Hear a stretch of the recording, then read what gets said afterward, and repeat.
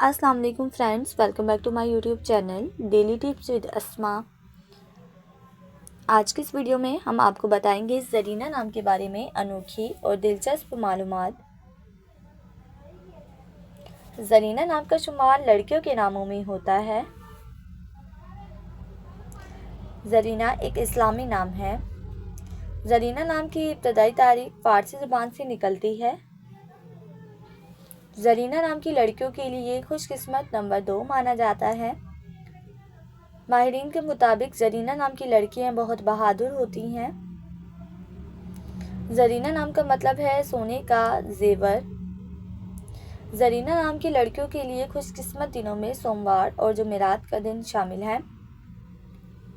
ज़रीना नाम के अफराद के लिए मुवाफिक रंगों में पीला, सफ़ेद और हल्का सब्ज़ रंग शामिल है।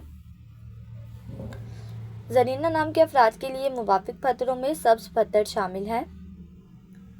खुशकिस्मती वाली धातों में हिंसों के हिसाब से कांसी शामिल है। फ्रेंड्स, अगर आप अपने नाम का मतलब जानना चाहते हैं तो कमेंट बॉक्स में अपना नाम लिखें। इंशाल्लाह हम आपके नाम की वीडियो ज़रूर बनाएंगे। Thanks for watching. अल्लाह हाफिज़।